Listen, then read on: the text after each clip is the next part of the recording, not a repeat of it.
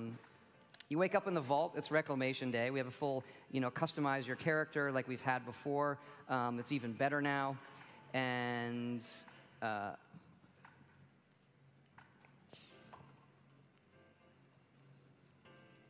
let's go a little bit.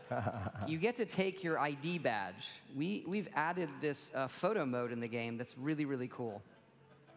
The photo mode allows you to change your field of view, zoom in, zoom out. You'll see all the filters that are coming up. You can do this both here when you take your badge. It's like a training tutorial for it. And then you can do it anytime you want out in the wild with your friends, with dead enemies, with live enemies. We have also added this to our load screen system. There's not a lot of loads in our game, but when you fast travel, there's a little one. And so any of the pictures you've taken there will pop up like a random deck along with our curated photos. This came out of a game jam. We do these game jams in the middle of projects to see what new features we want to try to add in, and this was one of our favorite ones. Yeah, it turned out really, really great. And fun for socially shareable stuff too, even offline. You kind of with your friends. And so, again, you make your character as a whole host of it. You can take pictures where you want. You can also, anytime in the game, change how your character looks. Because you're going to play a character for a long time, and you can swap out, change your sex, anything, your hair, everything, just so that you don't feel like, well, I don't like how I picked in the very first second what I look like. Really, really cool feature. Next, we'll show you stepping out of the vault and the first level up, and kind of dig into that some.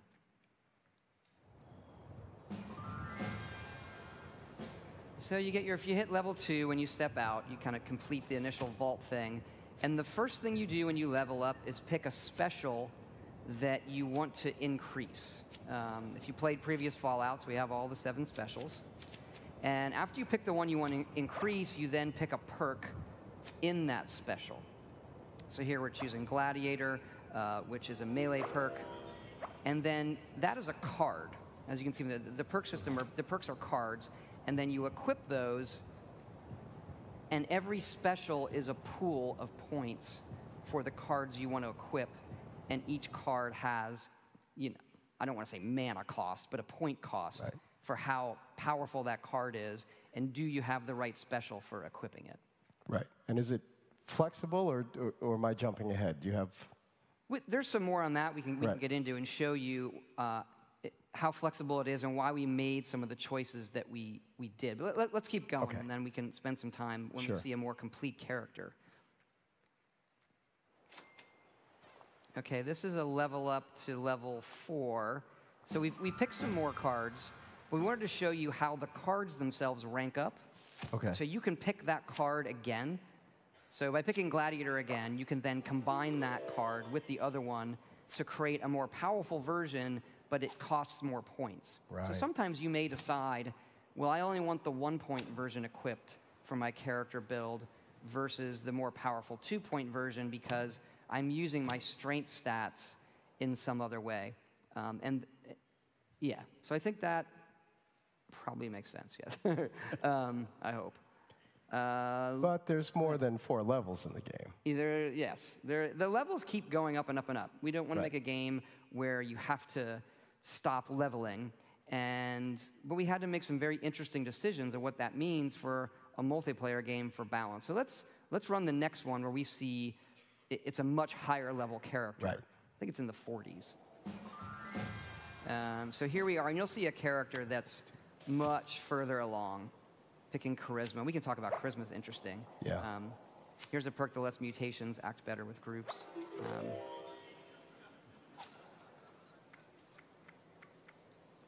And so you can pick any perk that you meet the requirements for when you level up. There's no randomness there. And here's what it looks like with a character that's further along. We've upped the cap for each special to 15 from 10. That allows better balance for which cards you're equipping. And the cards right now go from 1 point up to 5 points in power. And then as you level up, more cards become available. I've got a bunch of questions about that, but I won't. On there and chat a little bit. Keep going. Okay. But I wanted to ask about Charisma. Should I ask that later? We can talk about that now, yeah. Yeah, Chris, how does Charisma work in an online game? If we're not talking about NPCs that you can influence, What does charisma do for you? And that was a very interesting discussion amongst the team to try to figure out what do we do with charisma. But it made sense in a multiplayer game that a player that invests points in charisma and collects those cards, they can share those cards with their teammates. So we've developed a system where that player that invests can become the person that makes your entire team more powerful by sharing those cards. We did throw a few cards in there for the single player. I think we have one as Lone Wolf, as I recall. Lone Wanderer. Oh, Lone Wanderer, right. So if you can still pick some charisma cards if you're more of a solo kind of player, but the person that plays in groups all the time will probably invest more there. Cool. Yeah. And you probably saw before, again, when you level up, you get, these are the cards that come into the sets you can pick from when you're level 4 or 5, whatever. Right.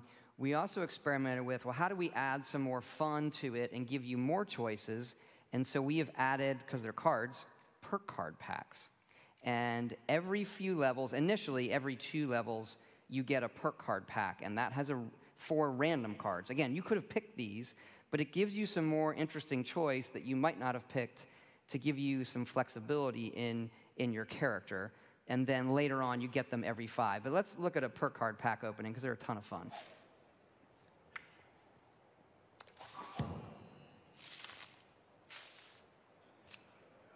We do have gold. That one's great. We have gold cards that animate. Of course, you get a joke and a stick of gum. Nice. And the gum, actually, for fun, is a very slight. It reduces your hunger for a while if you chew the gum. Nice. And so they're a ton of fun. When you hit that level and you're like, oh, it's level 6. All right, I get a pack. You get to pick your regular perk and then also see, like, okay, I got these other ones. Is there something I want to swap out? And that's something good to talk about, is the swapping right. Of the perks. Right, because you mentioned that, you know, the packs help you discover something you might not have known you wanted, but how flexible is the system, Jeff? Sorry, Gary. Go ahead. You can swap out perks anytime. Generally, again, to reiterate, when you level up, you pick a special. You get a point in that special, which is the pool of points that you can slot perks into. You also get to pick 1 perk per level. Generally, you'll pick the perk from the special you chose, but you can also pick other perks if you have available points. And then these are wild cards. So every 2 levels from level 1 to 10, and then every 5 levels after, you'll get one of those perk packs. And what they allow you to do is to experiment with some other builds and cards you might not normally have played. Remember, you do start with 1 point in each special, so you will have unused points from the beginning, too, where you can try just slotting these in right off the bat. What we have found is that allows players to go, hey, what are these luck perks? And why do I really want to search containers for extra ammo? And as you play a survival game, you go, wow, getting extra ammo in containers is really valuable. And those, remember, you can also share those perks. So if you have perks to share ammo and you share that on your team, every member of the team can then find more ammo in containers.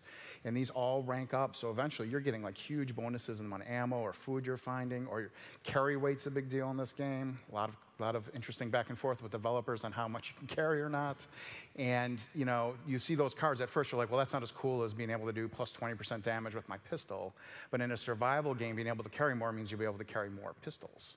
So you know, there's a lot of ways that interplay, and there are so many cards in here, hundreds, and you're able to really do these cool builds and swap things in and out. And then I'm on a team. I have a great perk for this team that I might not want to carry. Lone Wanderer is a perfect example of that. Lone Wanderer, as soon as I play that when I'm playing solo all the time, because it gives me a bonus to my experience and damage. And as soon as I get on a team, I turn that off because I'm on a team now, it doesn't work, and I'll equip a different card that I can share with my team.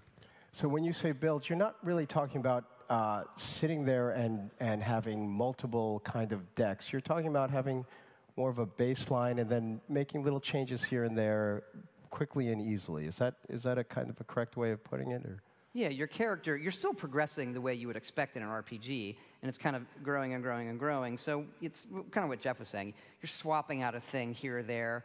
The perk packs can also sometimes give you a perk that is, we intentionally do this, you might get 1 or 2 that from a pack of cards that is a higher level than you are. So it's like a few levels in shooting distance.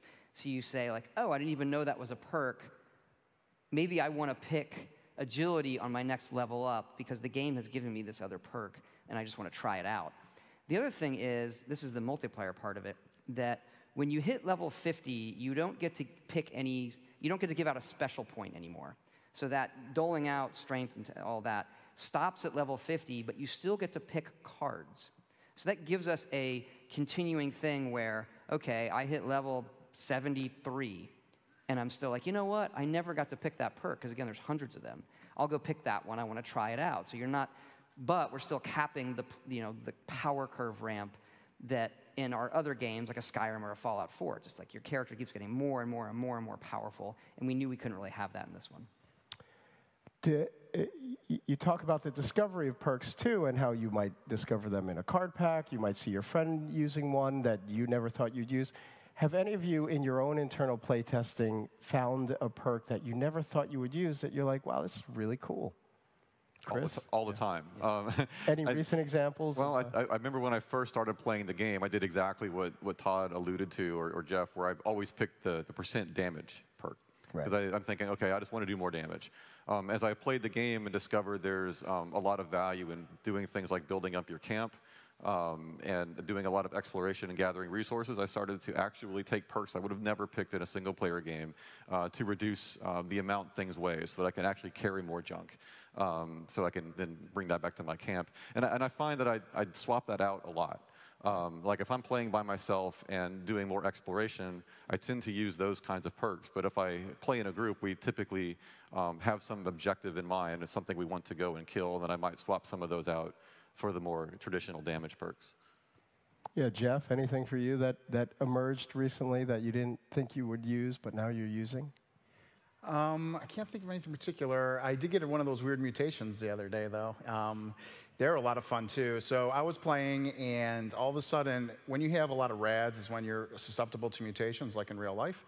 And then I got a mutation called Bird Bone, but I didn't realize I'd gotten it. And all of a sudden, I was over-equipped, which is always a frustrating experience in a game. And I'm like, why am I over-equipped? And I looked, and I had this perk, and it let me jump extra high, but it lowered my strength. So again, like the way the dynamic systems work is incredible. And you can spend a lot of time in that perk menu, but remember, it is a live game, so make sure you're in a safe place. And then I have another question. Who gets to write the jokes in the gum wrappers? That is Emil Pagliarulo. Or, he does all of the jokes. Master of the memes. He's done that for us for a long time. He wrote the arrow in the knee. That wasn't really a joke. What? It became a joke. It wasn't a joke. That poor guy. So Emil wrote all of those.